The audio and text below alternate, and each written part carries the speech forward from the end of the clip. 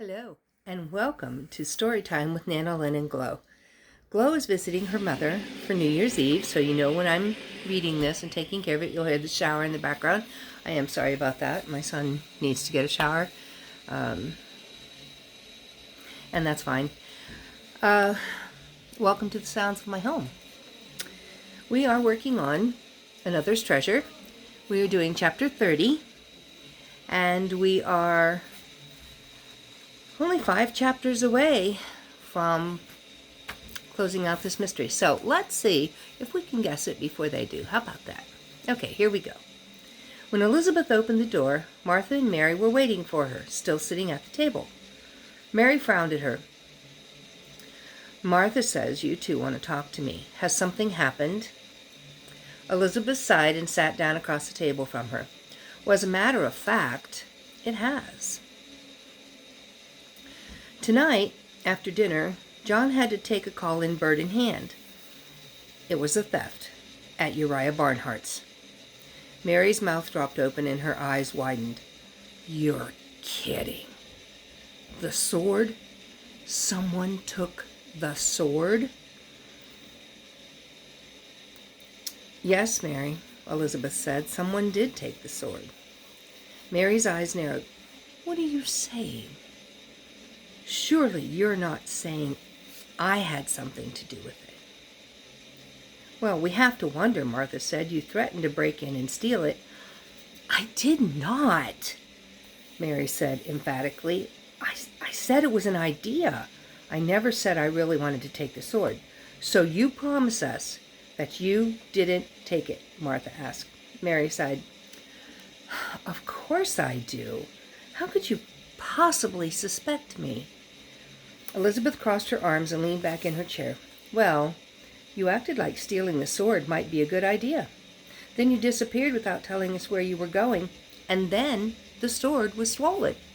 The sword was stolen. So your conclusion is that I'm a thief. Oh, don't put this on us, Martha said sternly. You do tend to act before you think sometimes. I'm not a teenager anymore, perhaps you've noticed. You keep judging me by the person I was when I was young. It's really not fair.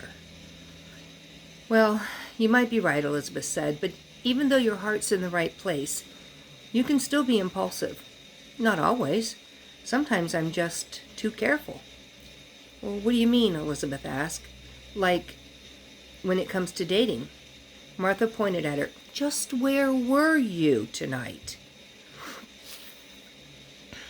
Well, I certainly wasn't breaking into Uriah Barnhart's house, she said sarcastically. I was at Bill's house. I went there to tell him that if he was still interested, I think I'm ready to go out on a real date with him. Elizabeth was silent for a moment as the reality of Mary's words sunk in.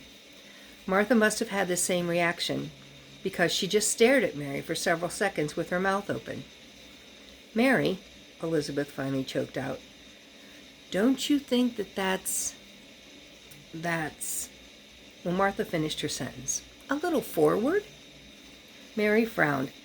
How is it forward? What's wrong with being open and honest? And if I don't tell him how I feel, how is he going to know? Elizabeth grinned. Mary had a point. I admire your courage, she said. Sorry to disappoint you about the sword, Mary said, but tonight Uriah Barnhart was the last thing on my mind. We're sorry, Elizabeth said. This thing with Anita has us both on pins and needles. I know you're not a thief. I just went crazy, I guess. It's okay. Frankly, I would have suspected me too. Martha leaned forward, searching Mary's face. So tell us about Bill. What did you say? What did he say? Mary ran her fingers through her blonde hair. Well, when he answered the door, he looked surprised. But he invited me in. He has the cutest house, an old craftsman's home. He's completely remodeled it. Wood beams, built-in bookcases. Mary, Martha exclaimed, we don't want to hear about his house. What did you tell him? Mary took a deep breath and let it out slowly. Well, I told him that I'd been hurt badly by Brian, that after what I'd been through, I'd been afraid of having feelings for anyone else, but that for the first time since Brian left me, I think I'm ready to take a chance, or at least explore the possibilities. I told Bill how much I like him, what a good man I think he is, and then I told him that if he was still interested, I'd like to go out with him. Elizabeth realized that they sounded like love-struck teenagers, but she didn't care. "And what did he say?" she asked.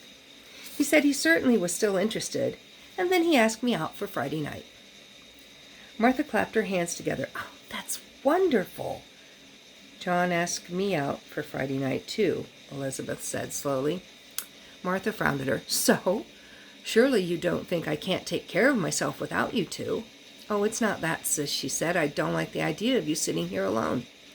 Martha burst out laughing. "Seriously?